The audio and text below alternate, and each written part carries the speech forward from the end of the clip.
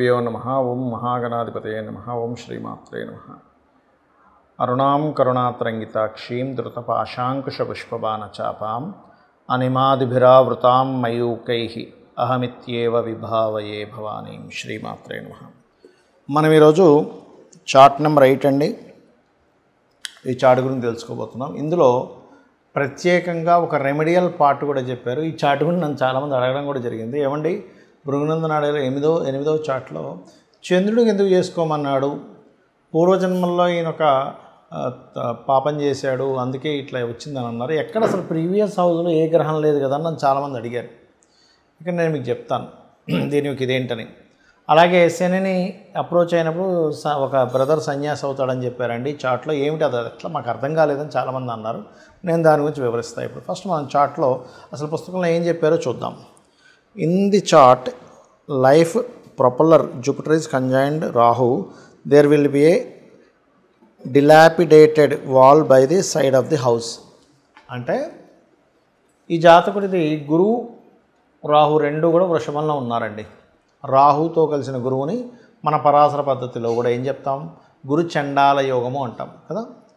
అలా గురు చండాల యోగానికి రాహు కలిసినందుకు ఇక్కడ ఏం చెప్తున్నాడంటే, ఈయన నాడీలో there will be a dilapidated అంటే పాడైపోయిన, నాశనం అయిపోయినటువంటి ఒక వాల్ ఉంటుందంట వీళ్ళింటి పక్కనే, గుర్తుపెట్టుకోండి. అలాగే సర్వసాధారణంగా కూడా జూపిటర్ పాడైనట్టే రాహుతో కలిసి ఉంటే ఉంది. అంటే రాహుతో గురువు పాడైనందుకు ఇటువంటి ఫలితాలు వస్తాయని చెప్పడం అనమాట ఇక్కడ. అదేవిధంగా చూసుకున్నట్లయితే ఇక్కడ as a Mars posited next to Jupiter, అంటే మార్స్ ఉన్నాడు, జూపిటర్ తర్వాత మార్స్ ఉన్నాడు. కాబట్టి ఇది కూడా డియోల్ సైన్లో ఉన్నాడు. ఇక్కడ మనం అర్థం చేసుకోవాల్సింది ఏంటంటే దిస్వభావ రాశుల్లో ఉన్నాడా, స్థిర రాశుల్లో ఉన్నాడా, చర్రాశుల్లో ఉన్నాడా, ఇది చూసుకుంటూ ఉండాలి.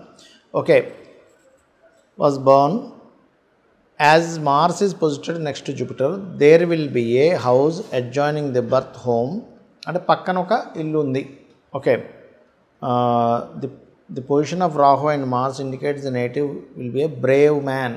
అంటే గురువు పక్కనే కుజుడున్నాడు కాబట్టి, అంటే ఫస్ట్ దేన్ని అందుకుంటున్నాడు జీవుడు అంటే బ్రేవ్నెస్, ధైర్యాన్ని, సాహసాన్ని, కొంచెం ఏదైనా సరే ధైర్యంగా కొన్ని నిర్ణయాలు తీసుకునేటువంటి గ్రహాలని కనెక్ట్ అవుతున్నాడు. కాబట్టి బ్రేవ్ అనేటువంటిది ఉంటుంది, ధైర్యం అనేటువంటిది ఉంటుందని చెప్తున్నాడు. చెప్తూ అంటే మనకి తర్వాత రాసులు ఏది ఉంటే అది అందుకుంటాడని అర్థం చేసుకోవాలి. నాటిలో శుక్రుడు ఉన్నాడు అనుకోండి, ఈ జీవుడు దాని తర్వాత ఒక రకమైనటువంటి కళా సంబంధించిన వాటిలోకి వెళ్తాడు. అర్థమైందా మీకు? అలాగే కేతు ఉంటే ఆధ్యాత్మికంలోకి వెళ్తాడు, శని ఉంటే కొంచెం కష్టాలు పడతారు. ఇట్లా చూస్తూ వెళ్ళాలన్నమాట. రైట్. అలాగే అది కూడా ఎప్పుడు 12వ ఏట నుంచి ఉంటుందండి, ఎందుకంటే 12 సంవత్సరాలకు ఒక రౌండ్ కాబట్టి. రైట్.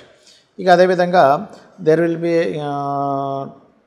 హ్యాండ్సమ్. ఎందుకు హ్యాండ్సమ్ అని అన్నాడు? బ్రేవ్ అండ్ హ్యాండ్సమ్ అని ఎందుకు అన్నాడంటే శుక్రరాశుల్లో ఉండే గురువు, ఎవరికైనా శుక్రరాశిలో గురువు ఉంటే వాళ్ళు హ్యాండ్సమ్గా ఉంటారు, అందంగా ఉంటారు అనేటువంటి నాడిది. అయితే మనం పరాశర పద్ధతిలో లగ్నం కూడా చూసుకోవాలి. లగ్నం ఎలా ఉంది, లగ్నాధిపతి ఎలా ఉన్నాడు, ఇవన్నీ కూడా చూసుకుంటుండాలి. అండ్ అదేవిధంగా బై వీనస్ అంటే Mars is aspected by Venus, he will get riches through his wife. ఏమిటండి, మార్స్ వీనస్ పరస్పరం వీక్షించుకుంటే వాళ్ళు రిచ్ అవుతారా భార్య ద్వారా అంటే, ఇక్కడ ధనం బట్టే కదా మనం రిచ్ అనుకుంటాం. ఇక్కడ గురువు నుంచి సెకండ్ హౌస్ అంటే ధనస్థానంలో కుజుడు ఉన్నాడు. ఈ కుజుడు ఎలా ఉన్నాడు? శుక్రుడు ద్వారా చూడబడుతున్నాడు. శుక్రుడు అంటే ఎవరు? భార్యాకారకుడు. కాకపోతే గురువు నుంచి సప్తమ స్థానంలో కేతు ఉన్నందుకు సమ్ టైమ్స్ వాళ్ళు దూరంగా ఉంటారు. That is different case. ఇక్కడ ఇవ్వలేదు కానీ నేను చెప్తున్నాను, అది ప్రధానంగా చూసుకోవాలి. అంటే భార్య ద్వారా రిచ్ అవుతాడు, అంటే ఈ యొక్క ఎనర్జీని కుజుడు తీసుకుంటున్నాడు గురువు నుంచి 2లో. అండ్ అలాగే ఇక్కడ as a Jupiter transit Mars first and Saturn next, అంటే గురువు ఫస్ట్ కుజుడిని ట్రాన్సిట్లో తిరిగేటప్పుడు కుజుడిని ఫస్ట్, దాని తర్వాత శనిని కనెక్ట్ అవుతాడని చెప్తూ ఇక్కడ the native will have 2 brothers. దిస్వభావ రాశుల్లో కుజుడు బ్రదర్స్కి కారకుడు కాబట్టి 2 బ్రదర్స్ ఉంటారు అనే విషయాన్ని ఇక్కడ చెప్తున్నాడు. చెప్తూ the first brother Mars has Rahu and Jupiter in the previous house, అంటే మార్స్కి వెనక రాశిలో గురు రాహులు ఉన్నందుకు, Saturn in the 4th house, ఇక్కడ నుంచి 4లో శని ఉన్నందుకు అనే విషయాన్ని చెప్తున్నాడు. అంటే ఇక్కడ నుంచి వెనకాతలు ఈ గ్రహాలు ఉన్నాయి, ఇక్కడ నుంచి 4లో శని అండ్ దాని తర్వాత కేతు ఉన్నాడు. అంటే కేతు చూస్తున్నాడు కదా శని, అందుకని కేతు యొక్క ఎనర్జీస్ కూడా వస్తాయి. From his and Ketu in the 6th house, ఇక్కడ నుంచి 6వ స్థానంలో కేతు ఉన్నందుకు this brother will take a sanyas, అంటే సన్యాసి అయిపోతాడట. ఎందుకండి సన్యాసి ఎందుకు అయిపోవాలంటే శనికేతు కాంబినేషన్ సన్యాసి. ఇప్పుడు జీవుడు అవుతాడా బ్రదర్ అవుతాడా అంటే ఫస్ట్ ఈ ట్రాన్సిట్లో బ్రదర్ ఉన్నాడు, జీవుడు లేడు. జీవుడికి రాహుకు సంబంధం వచ్చింది కాబట్టి ఇద్దరు బ్రదర్లో ఒక బ్రదర్ ఖచ్చితంగా సన్యాసి అవుతాడు, అంటే ఆధ్యాత్మికంలోకి వెళ్ళిపోవడం, నాకేమి వద్దనేటువంటి భావనలో ఉంటాడని చెప్తారు. మరి ఇదే విషయాన్ని పరాశర పద్ధతిలో అయితే లగ్నం ఉందనుకోండి, ఏదైనా ఉదాహరణకు వృషభ లగ్నం అయింది, 3వ అధిపతి ఎలా ఉన్నాడో చూసుకోవాలి. 3వ స్థానాధిపతి కనుక శనికేతువుతో సంబంధాలు వస్తాయి కూడా, లేదా 3వ స్థాన పోర్ట్ఫోలియో వస్తే కూడా ఖచ్చితంగా వాళ్ళు సన్యాసి అవ్వడము, నిరాడంబరంగా బ్రతకడము ఇటువంటివి జరుగుతాయి. ఇక అదేవిధంగా this brother will take a sanyas, the native had committed sins daivadroha. ఇక్కడ ఏంటండి జీవుడు దైవద్రోహాన్ని చేశాడంటున్నారు అంటే గురుచండాల యోగంలో ఉన్నాడు. ఇంకోటి ఏంటంటే ప్రీవియస్ బర్త్ అంటాడు ఇక్కడ, అంటే ఇక్కడ ఏంటి గురువుకి ఉన్న డిగ్రీలు రాహుకు ఉన్న డిగ్రీలు, రాహు కనుక గురువుకి వెనక డిగ్రీలు వెనక ఉన్నాడు అనుకోండి, ఖచ్చితంగా ప్రీవియస్ బర్త్ అని అర్థం అనమాట. అలాగే daivadroha in the previous birth అన్నాడు ఇక్కడ, ప్రీవియస్ బర్త్ అంటే వెనక దీంట్లో. Okay right. అట్లాగే మరొక విషయం ఏంటంటే ఇక్కడ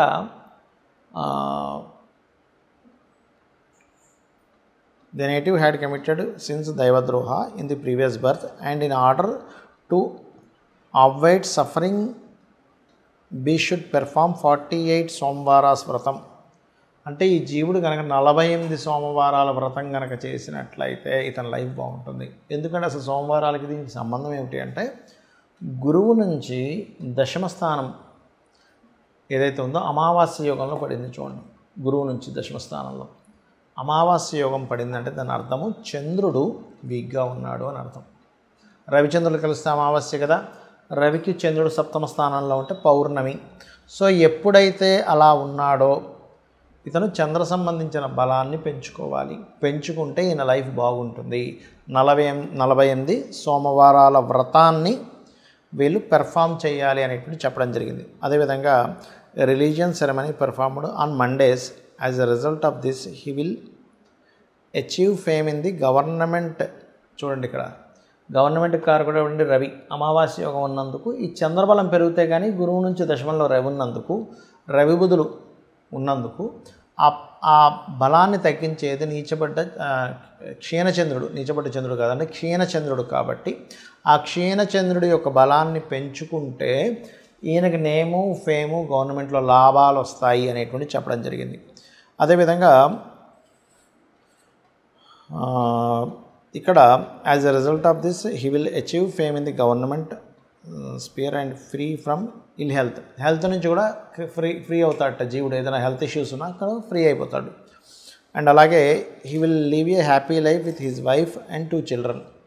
హ్యాపీ లైఫ్ ఉంటుంది వీళ్ళ వైఫ్తోని అండ్ చిల్డ్రన్తోని అనేటువంటి విషయం చెప్తున్నాడు. ఇక్కడ ఏంటంటే శని బుధుడు పరివర్తన ఉందండి.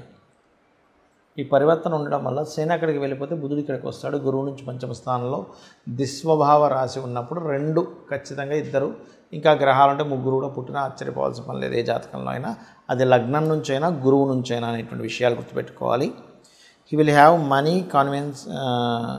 Conveniences houses and spend a harmonious life. ఇలా గనక చేస్తే ధనము వస్తుంది, అన్నీ వస్తాయి, అన్ని సౌకర్యాలు వస్తాయి అనేటువంటి విషయాన్ని ఇక్కడ గురుచండాల యోగం జరిగినందుకు పరిస్థితి ఏమిటి, చంద్రుడు వీక్గా ఉన్నందుకు ఏం చేసుకోవాలి, అది కూడా దశమంలో ఉండేటువంటి చంద్రుడు అలా చేస్తే గవర్నమెంట్ విషయాల్లో బాగుంటుంది అనేటువంటి విషయాన్ని ఇక్కడ చెప్పాడు. శ్రీమాత్రే నమః.